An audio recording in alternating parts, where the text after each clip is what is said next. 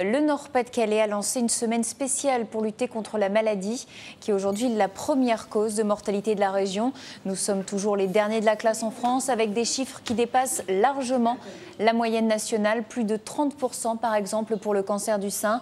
Un paradoxe quand on sait que le Nord-Pas-de-Calais est pourtant à la pointe en termes de recherche et d'équipements médicaux.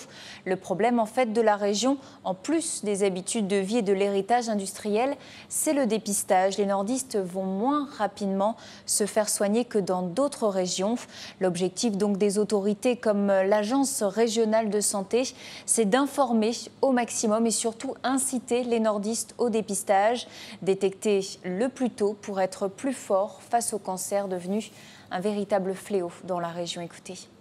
Ce qui est mis en place pour le dépistage, c'est l'action de deux associations, une dans le Nord et l'autre dans le Pas-de-Calais, l'ADCN et Opaline, qui visent à inciter les personnes à se faire dépister plus tôt. Il faut savoir que nous avons aujourd'hui, dans la région Nord-Pas-de-Calais, de mauvais taux de dépistage des cancers.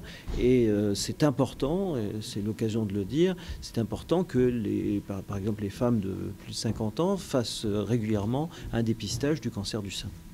Et autre cancer très important dans la région, en plus du cancer du sein, c'est le cancer colorectal, avec un taux de mortalité de 50% des malades, une maladie qui est encore peu connue et qui, comme les autres cancers, a longtemps été tabou. Et pourtant, il faut en parler. Et pour éviter les discours trop scientifiques, pour dédramatiser justement, la semaine de lutte contre le cancer a décidé d'installer le Colon Tour. Il a débarqué, vous le voyez, à Lille aujourd'hui. C'est un colon gonflable géant, une animation ludique pour inciter davantage le grand public à se faire dépister. Aujourd'hui, il faut savoir que parmi les plus de 50 ans qui reçoivent la convocation gratuite au dépistage, une personne sur 4 seulement répond à l'invitation.